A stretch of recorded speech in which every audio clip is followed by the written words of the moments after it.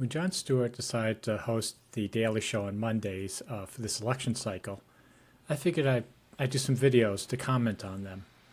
And most of my videos get many downvotes, negative comments. I picked up like 4 subscribers. So, I mean, I think the sort of the general message is we don't want to hear what you have to say. Please go away.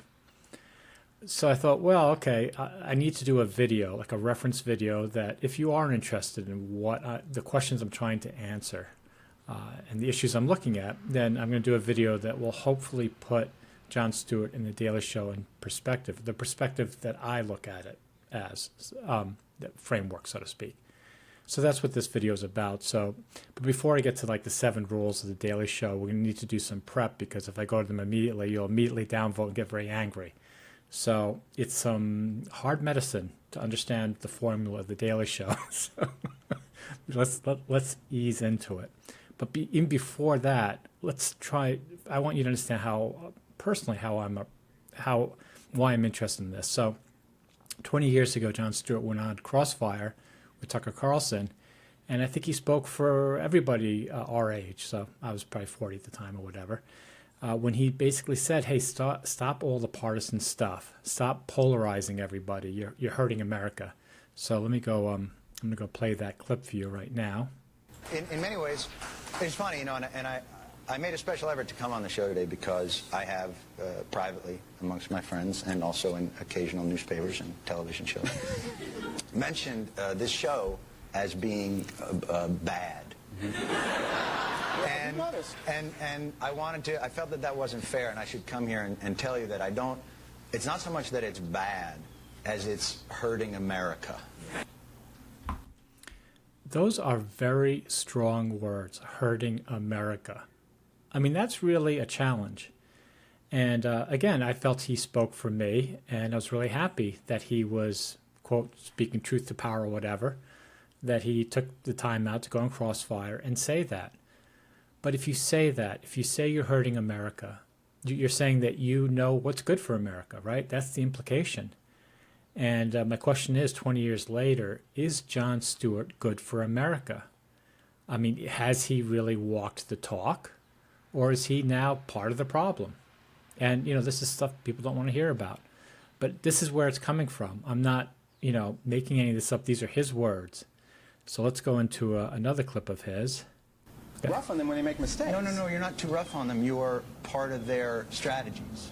You're partisan, what do you call it, hacks. Wait, John, wait. And that's what I'm saying on this show, that when I watch the Daily Show with Jon Stewart right now, he is a partisan hack. All he does is attack the Republicans. So 20 years ago, he's going on a show and he's saying, you know, you guys are partisan hacks. You're hurting America. And I agree. And here he is 20 years ago making millions of dollars. He's worth, I don't know, $100 million now. He's made a lot of money, and he's made it, I feel, as a partisan hack. And again, I don't know, maybe not. You know, I did another video saying maybe he's being censored. I don't know the answer here. But that's what it's looking like to me. And that's sort of what this video is about. And let's go to the last one here. Stop. Stop hurting America. Okay, now... And come work for us, because we, as the people... How do you pay? The people, not well. Better than CNN, I'm sure. But you can sleep at night. See, the thing is, we need your help. Right now you're helping the politicians and the corporations, and we're left out there to mow our lawns. You just said we're too rough on them when they make mistakes. Yeah, I would say Jon Stewart right now is hurting America. He's the one that's a partisan hack. He's the one that's taking all this money to do this type of stuff. And again, these are what my videos are about. I don't know. I'm not telling you that this is true or this is not true. It's just a question. And it's a question to me, having lived through that. So anyway, I just want you to understand that I'm not making these videos to build a channel, but this channel will never be big. And I'll explain the reasons why. The most this channel could ever grow to is maybe 50,000 subscribers, the absolute most. Again, I'm going to explain why. So this video is for me, and it's for a few of you out there. There's a very small part of the population that's interested in these issues, and that's what this channel is for us to, for me to look at this stuff and you guys can think about it and comment on it or whatever. And that's what it's about. This is not a channel that I'm ever going to make any money on or anything like that. Anyway, so that's the Jon Stewart crossfire 20 years ago, where he said that you're hurting America if you're a partisan hack, and don't do it. And there's a lot of other interesting things in this crossfire interview, but I'll get to those in later videos. Okay, let's move on. Okay, put some statistics together. Now, I'm basically a data geek, and I could literally spend weeks doing this. But anyway, this is all like back of the napkin stuff. Now, what I've done here is on the left, here's some YouTube channels that I consider hard satire, that I watch, that these people are saying, you know, sort of they're walking the talk. They're not partisan. I mean, obviously they'll attack either party, but they're mostly on the issue. So there's Jonathan Pye, he's in the UK. Ryan Long, he's here in America. There's Honest Ads, which I think is American also. The Juice Media, which is Australian, and Tim Dillon. These are just some examples. And none of them have reached more than 1,000 subscribers. So Ryan Long, who, you know, it's very uneven, but some of the ones he's done are just really, really good. Anyways, you can see, I'd say that the most that they make in YouTube revenue is about $100,000 a year.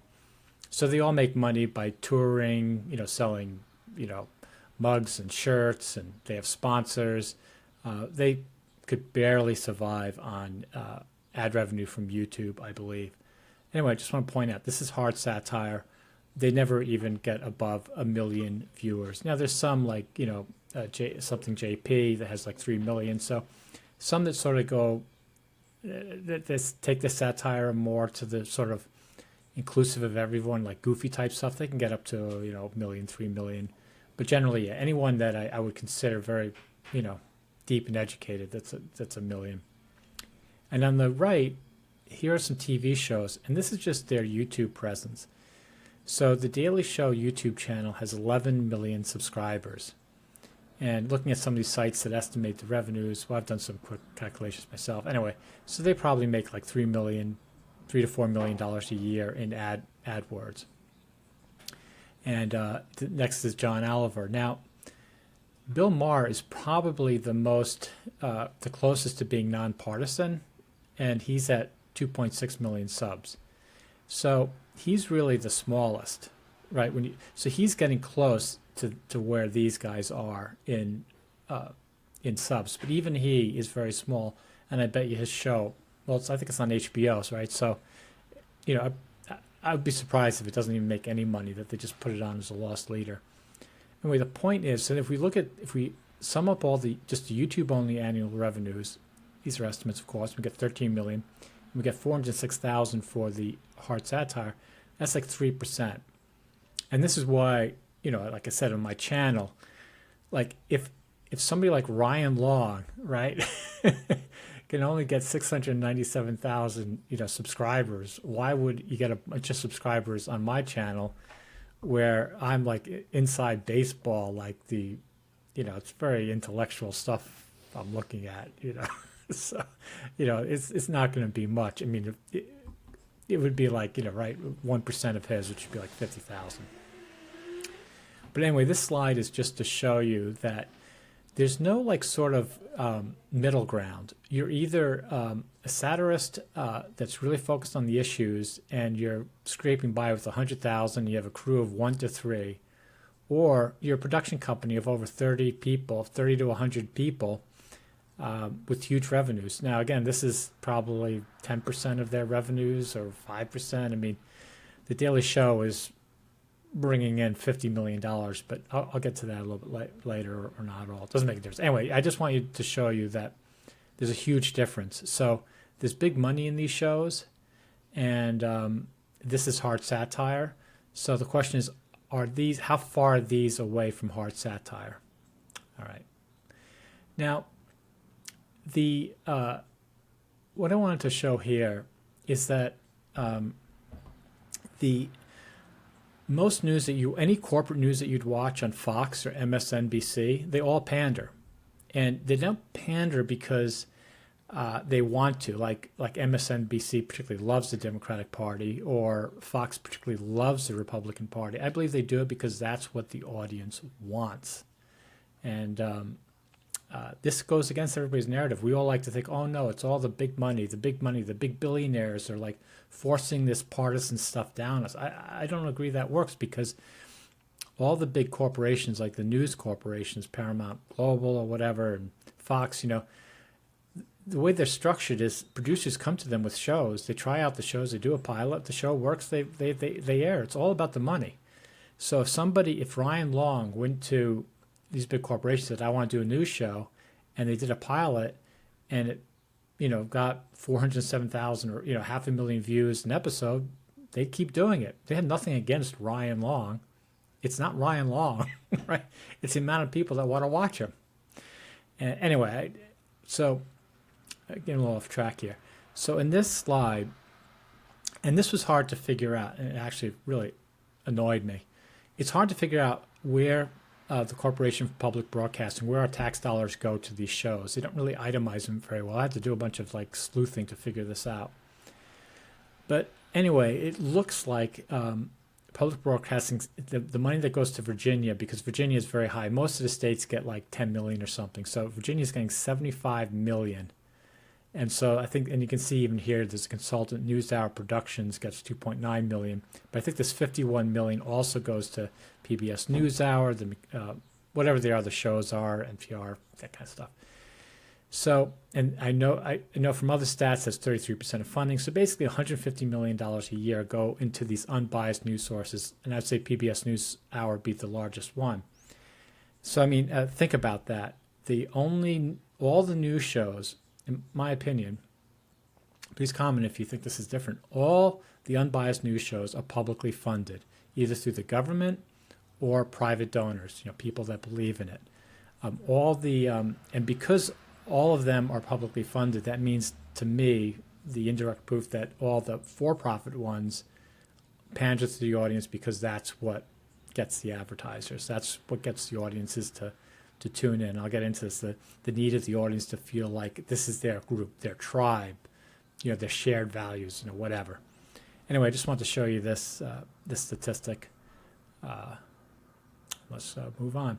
Now, comedy types in general, and this will become important, are three types. And the first type is for the individual. So Ryan Long, he's like for the individual.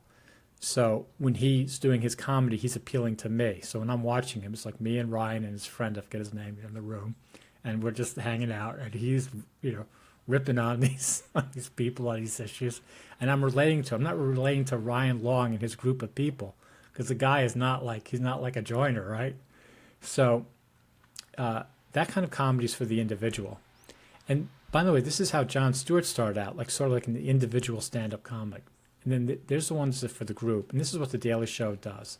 And the Fox shows, and many of them, where they're part of a group and they're just making fun of the other person. There's a couple of photos here. So The Daily Show is basically group-based comedy, where the people that follow it are part of a group. They laugh at another group. The other group watched it. They wouldn't laugh at all. And then there's comedy that's for everyone. And, that's sort of like Jim Gaffigan, where it's just human foibles and folly. And, we can all laugh at it no matter what our political persuasion. But it's not as strong emotionally. That's why there aren't, the shows that make the most money are group shows, are politically, the political group identification. Because, if you hate the Republicans, you'll watch a show more than if you're just watching general humor. You identify it as a whole, parasocial thing going on there. But anyway, I just wanted to show these three things, and also say that the reason that The Daily Show did well is Jon Stewart had individual cred, the videos I showed you, right, when he went on Crossfire. So he independently, as a comedian, went out there, and he's like Ryan Long. He's like, you guys all stink, right? And we're all like, yeah, man, he stands up for the individual. So we respect him as an individual, putting his reputation on the line for these issues. So when he went on The Daily Show, he brought that reputation with him when he was in that first run. But then it actually changed, in my opinion, into the second group, and he went there, and now he's coming back, and is he still bringing this individual cred? My theory is no, and my theory is that his going on The Daily Show is going to be a colossal failure, because he doesn't have this. He's a again, I'm not saying he's a hypocrite, but I think he might be. I don't think he has the independence of views, which I'll get into later, to give that, to burnish the Daily Show, to give it that sort of like street cred. I don't know what to call it, the authenticity. And that's what he did. That's why it became very popular, because it was just a silly pandering news show, and he brought this credibility, and then it skyrocketed because people who'd watch it, and again, like me 20 years ago, I was like, yeah, like this isn't just your normal corporate nonsense. This is a guy that really believes in something, and the show believes in something, and I'm going to watch it. And now we have this nostalgic memories of him doing this, and we're watching the show again. But like I said, I don't think it's going to work. I think the Daily Show is on its last legs. But, again, this is for other videos. It's just a reference. I'm sorry to get sidetracked. All right. So let's move on to the fun stuff. So, okay, the Daily Show formula. Foster group identity that is socially conscious or progressive. Focus on the evil of Republicans or Trump supporters. Entertain audience with attractive comedians who are not intellectually threatening in any way. Never spoil the mood of the group by attacking Democrats.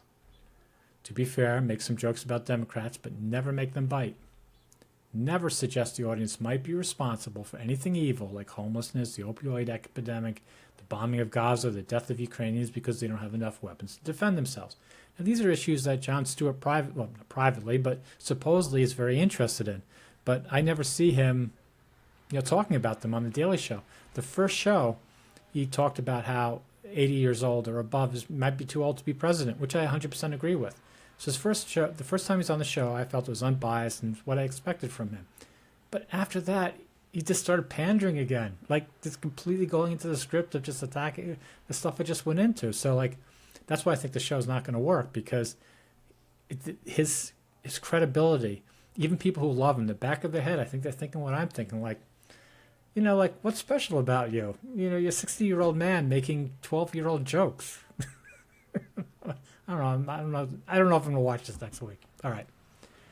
So let's go to the next one. Here's the Daily Show Unbreakable Rules. 1. Audience must feel like they're a group of good people in the struggle against stupid and evil. Show Republicans as hateful people.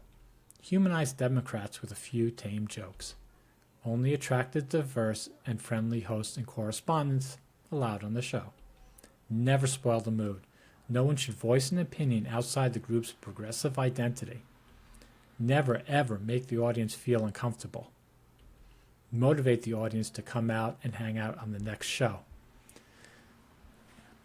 If you watch any of the correspondents on the Daily Show, right, they're all acting a part in that skit, in the framework, right? When you look at Ryan Long, let's just say, he's not acting a part in a framework. It's him, right? It's him making jokes. Him and his friend, they're making their jokes that they've come out with individually, and it's them. You can picture going out and hanging out with him and him saying this absurd, crazy-ass stuff, right? And, getting into it with him, right? I mean, it's just completely different. So, again, if anybody, I believe these rules, if anybody on the show gets away from these sort of unwritten rules, they'd be off the show.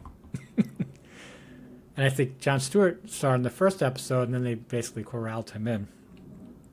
All right, preferred jokes types. So they make fun of appearance. Trump is fat. Mitch McConnell looks like a turtle. Jon Stewart and I are the same age. We're over 60. Should you, over the age of 60, be joking about an ex-president about his front butt? I just find it no. I mean, that's an 18-year-old joke or 12-year-old joke. You shouldn't be over 60 making jokes of an ex-president. I mean, I don't like Trump at all. I can't stand the guy. I could go on and on about how I can't stand him, but he still was the president. And respect to somebody is not about them. It's about you to everybody else. I wouldn't call Trump President Trump if I met him because I view him as a good president or my president or anything like that. I still can't stand him.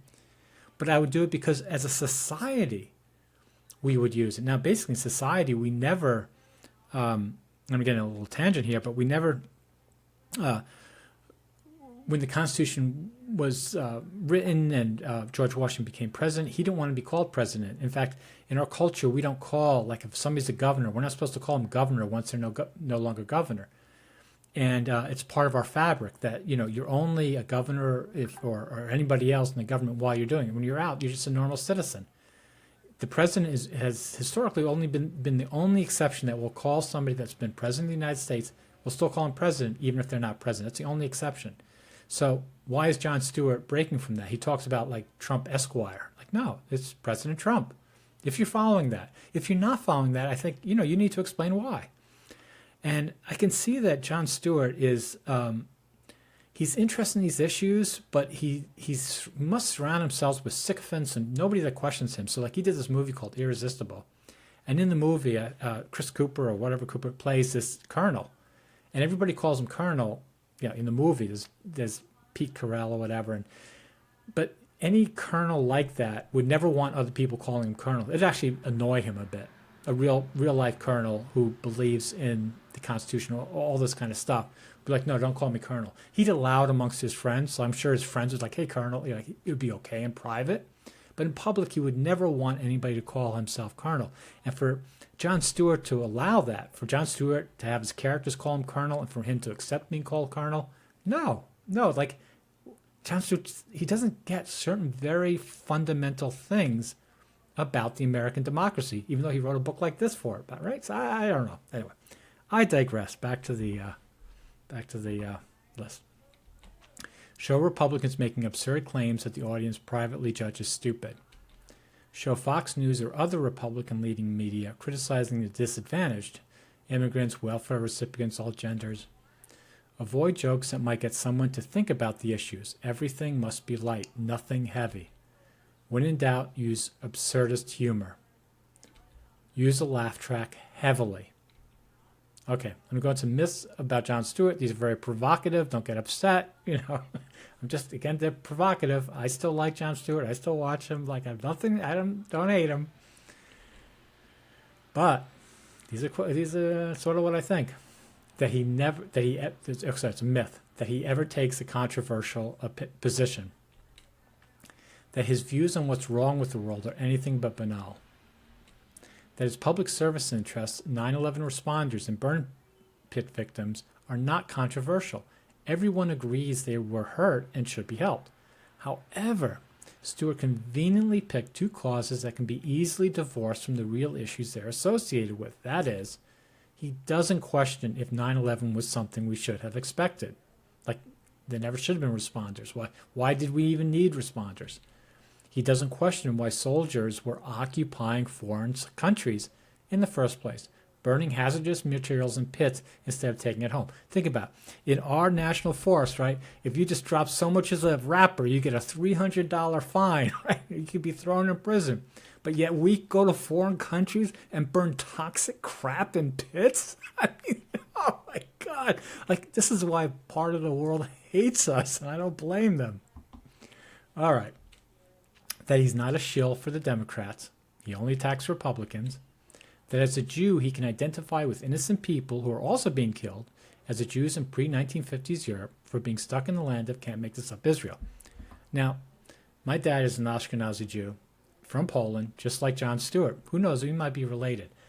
On this issue, I'm really sort of upset with him. And I did a video about it, like he and, what's his name, talking about blank checks. Like the U.S. is giving Israel blank checks. No, we gave them bombs. We are as complicit in killing all those people as the Israelis. And where's Jon Stewart on that? To me, the Jewish tradition is about education, learning, speaking your mind, and being intellectually honest. So as my part of being part Jew, I have to be intellectually honest. We killed women and children. We are killing women and children. When people say Genocide Joe, I'm sort of like, I'm not going to completely argue with them. And I feel this is where Jon Stewart, who says he is a Jewish person, he has abdicated his responsibility. He should call them out. I don't care if they're Jewish in Israel. So what? I don't care, I didn't die in the concentration camps. My parents didn't die there. Call them out. They don't represent me. Israelis do not represent my Jewish identity for what it is, right? And I feel all Jews, if they identify with being Jewish in any way, should be very clear. And for me, my father being Jewish, no. We just are killing a bunch of people for nothing that are innocent people, just like the Jews were killed during the Holocaust. I'm sorry to say it, but that's what I think. Now, if Jon Stewart feels otherwise, if he feels Israel's within their rights to do it, and all these people are Hamas sympathizers or secret Hamas people and should be killed, fine, he should say it. But I feel this is an issue that you should not hide behind. Anyway, I don't want to get into a long rant about that. Okay, that there's depth to his humor. Anyway, all that said, I'm not saying anybody should boycott. I watch and enjoy him. In fact, if I didn't feel he was important or didn't have important things to say, I wouldn't watch him. He's the best that we have. And in a sense, because he's the best that we have on for-profit TV, I want him to be able to do as much as he can. So maybe in a small way, I hope this video might spur people to say, yes, we'll watch you. We'll watch the show if you let Jon Stewart do his thing a little bit more independently. That's what I'd like to see.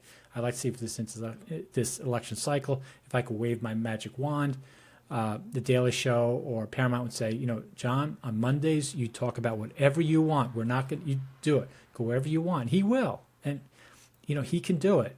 He has done it. But unless that happens, it's not looking good.